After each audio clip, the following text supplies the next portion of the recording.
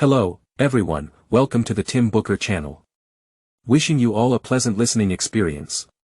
Today, the book I'm going to interpret for you is called The Power of Presence.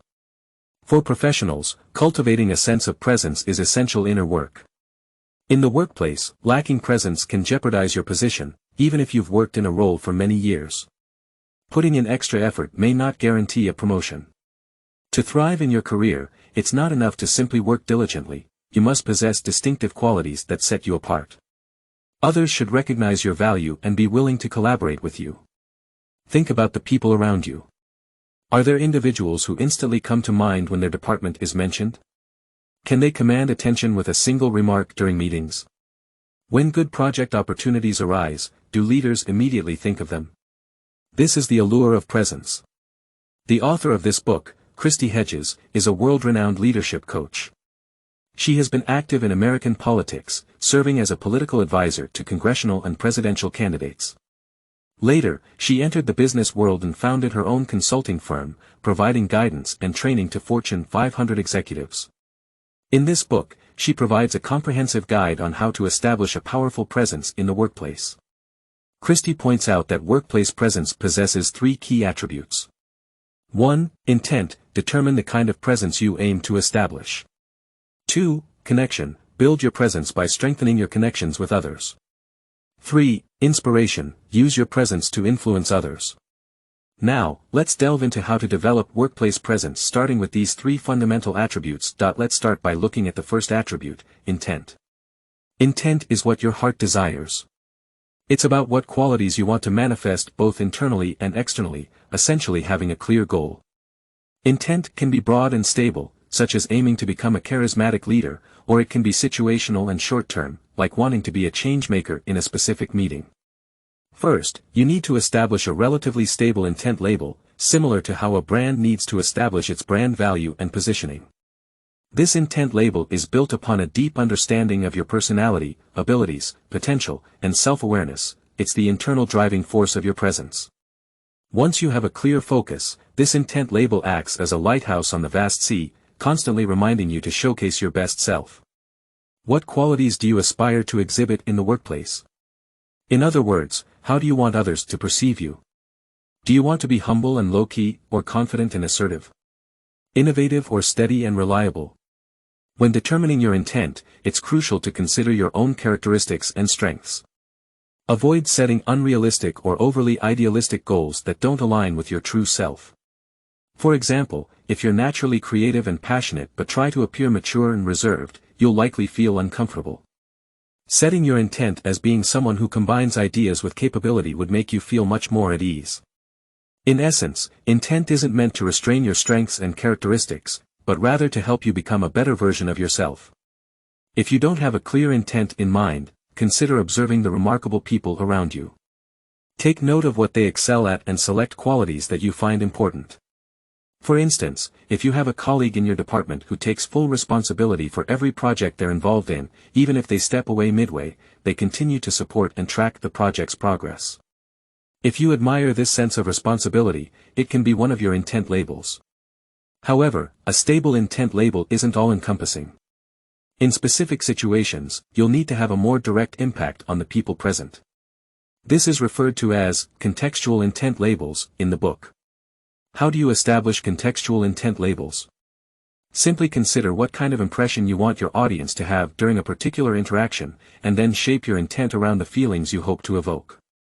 Let's take a common workplace scenario, a meeting, for example. Suppose you're a leader of a sales team and plan to convene a meeting to understand the root causes of poor performance. If you choose the intent label, motivational, hoping that everyone will feel excited, confident, and motivated after the meeting, your contextual intent could involve making it clear that the purpose of the meeting is to solve problems rather than assign blame, encouraging a collaborative approach to address and resolve issues. The stable intent labels and contextual intent labels we discussed so far are primarily internal psychological activities. Now, let's explore how to convey your inner intent through external manifestations. External manifestations can be categorized as micro and macro. Micro-level manifestations include your attire, body language, and facial expressions. They are the most immediate and visible indicators. As the saying goes, Clothes make the man. What you wear constantly communicates who you are and directly influences how others perceive you. Being neatly dressed is the most basic requirement in a professional setting. To have a presence, your clothing must align with the job you want, not just the one you currently have.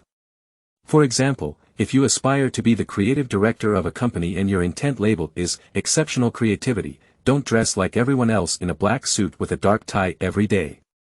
Incorporate elements that showcase your individuality and style.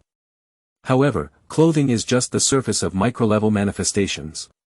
Among the tools for conveying your intent label, body language and facial expressions are even more crucial, as they leave a deeper impression on people. For instance, if you're preparing for an important interview and want to come across as confident, how should you behave?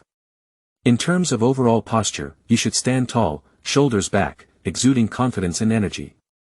In terms of gestures, keep your arms open and ready, prepared to embrace opportunities and challenges. Avoid crossing your arms or keeping your hands behind your back.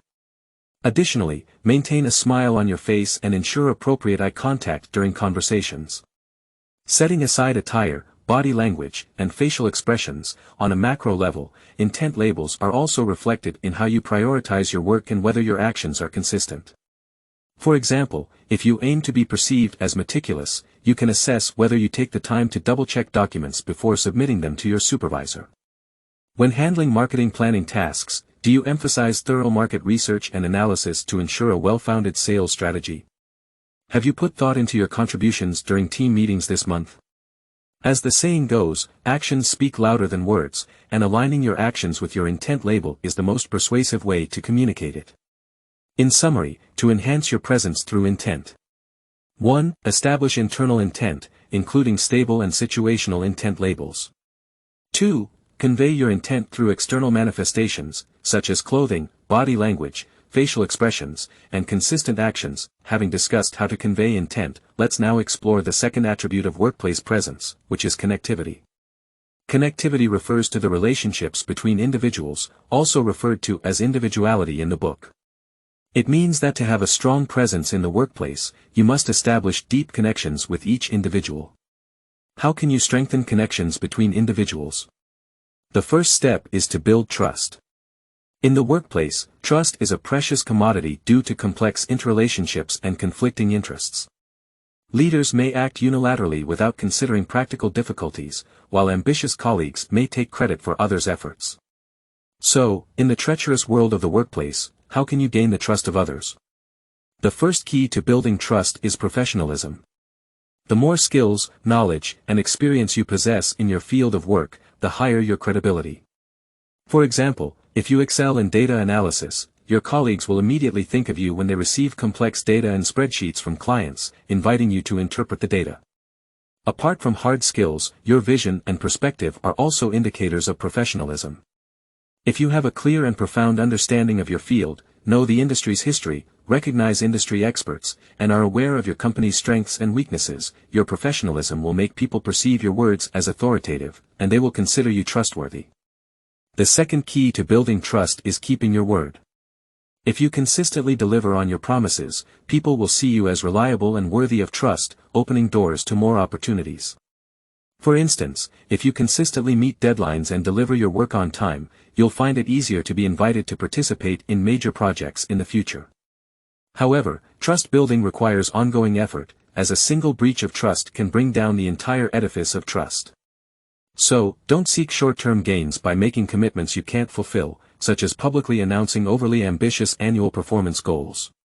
If issues arise in the process, like a partner unexpectedly pulling out of a project, don't try to handle it on your own. Instead, promptly explain the situation to everyone to avoid misunderstandings and preserve their trust in you. In addition to professionalism and keeping your word, it's essential not to prioritize your interests above all else. Think about those salespeople who make you cringe by going to great lengths to sell you a product. When you see them approaching, you resist, both mentally and behaviorally. Self-aggrandizement and selfishness are also frowned upon in the workplace.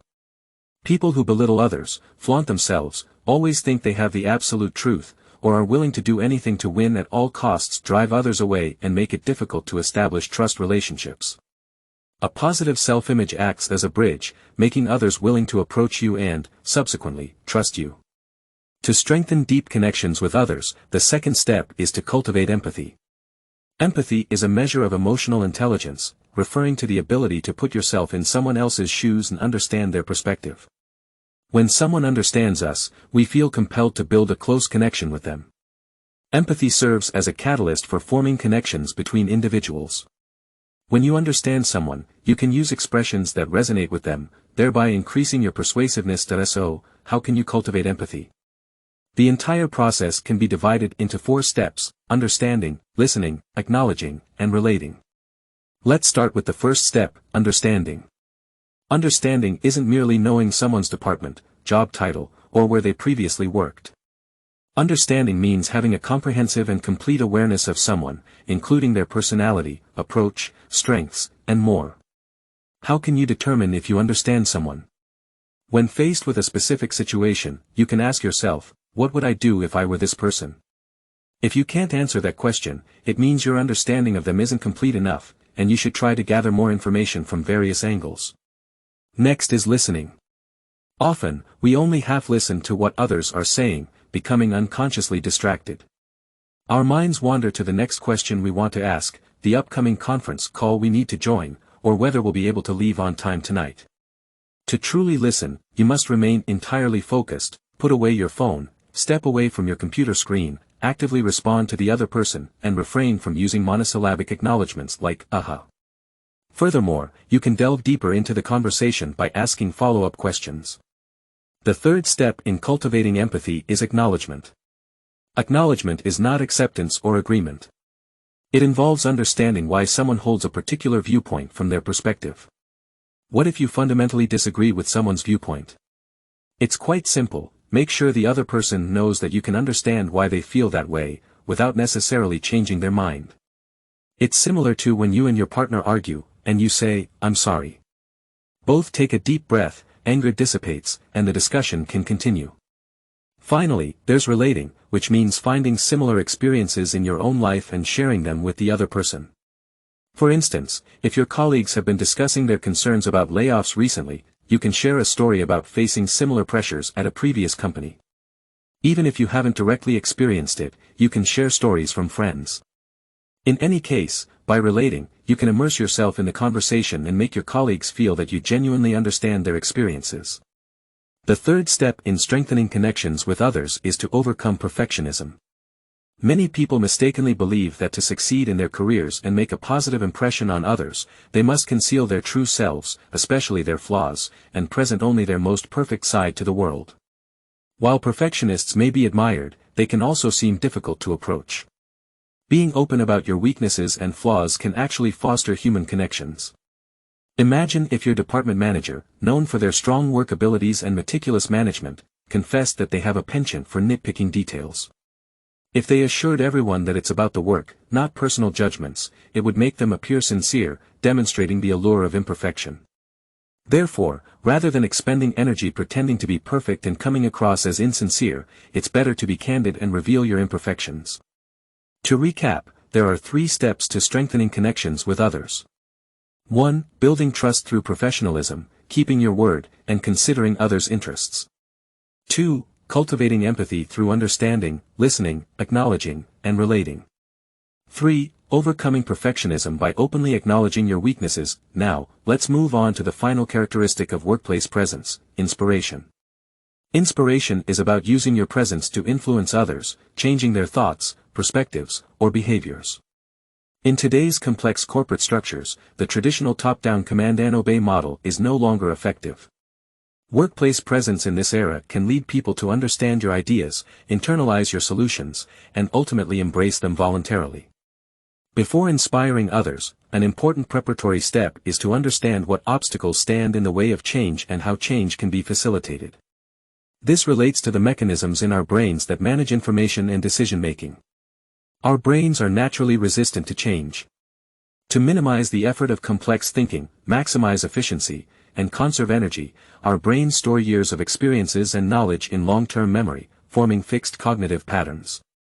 When confronted with new situations, our brains can directly access familiar and comfortable cognitive pathways to respond rapidly. Consequently, we tend to seek information that aligns with our existing beliefs while avoiding and resisting information that contradicts our current worldview. This makes change difficult. The good news is that the brain's plasticity and adaptability are remarkable. Establishing new connections in the brain is easier than changing existing ones. For example, after attending a time management seminar and feeling inspired with ideas, your adrenaline surges, and you become extremely excited. If you immediately share your insights with friends or try to implement the ideas on your way home, change can take root and grow.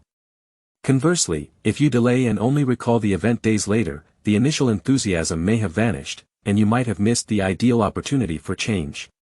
Therefore, acting on inspiration as soon as it strikes is the best way to make change happen. Now that you understand the optimal conditions for change, inspiring others simply requires creating conditions conducive to change. The author offers two strategies: crafting a vision and harnessing the power of declarations. Let's start with crafting a vision. In a company, leaders often envision the future and the direction in which the organization is heading, creating a corporate vision. But do individuals need to craft their own visions? If you wish to influence a team, you can also propose a vision to motivate and inspire everyone. A good vision must be grand and dynamic to unite the team and motivate them to work together with a sense of purpose. An exceptional vision transcends specific business activities and economic interests, focusing on a higher level of value. For instance, bringing happiness to customers or enriching people's communication and lives. Therefore, short-term tactical objectives like innovating sales models or achieving a 25% financial target are not visionary.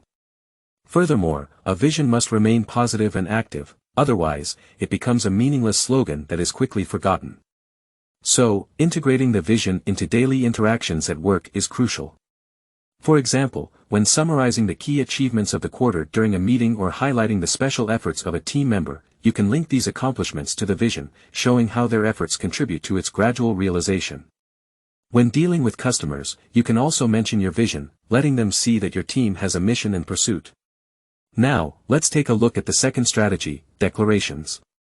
Declarations refer to bold and confident statements that enhance vitality. The significance of declarations lies in using the power of language to showcase confidence, inspire others, and unleash influence. For example, at the 2007 Apple product launch event, Steve Jobs took the stage and declared, "Today, we're going to make history." This simple statement immediately ignited the audience's passion. Imagine if he had used common expressions like, "I want to share some changes in our company with you." The impact would have been significantly reduced. This is the power of declarations. However, such declarations can sometimes be overly grandiose. In your everyday work, how can you harness the power of declarations? The method is quite simple. Instead of starting with, "I think I might," you can change it to, "I hope," or "I plan." For instance, if you originally intended to say, "I think I should be able to complete the upgrade of the financial system soon," you can make a slight adjustment and use the power of declarations by saying, "By the end of the year, I commit to completing the comprehensive upgrade of the financial system." As you can see, with just a small change in language, you not only convey information but also inspire others. Now that you understand the cognitive mechanisms that have evolved in the human brain over the course of our history, making change incredibly challenging, it's fortunate that by using the strategies of vision and declarations, we can facilitate the establishment of new connections, creating the optimal conditions for inspiring others. With that, we've covered the three major characteristics of workplace presence: intentionality, connectivity, and inspiration. Have you noticed that these three characteristics work from the inside out? This is precisely how workplace presence operates. Workplace presence is a label you form within yourself, established through connections with others, and ultimately influencing others. Workplace presence is a unique behavioral composite that must maintain a precise balance with your authentic self. Relying on a facade or imitation of presence is not sustainable. True, strong workplace presence comes from inner growth. Well, that's it for the insights from this book on workplace presence. Congratulations on completing another book. Thank you all for your support and attention. Please subscribe to the Tim Booker channel, like, and share this valuable knowledge with your friends. Let's combine wisdom and practice to achieve our financial goals and create a better future. Thank you, everyone, and goodbye.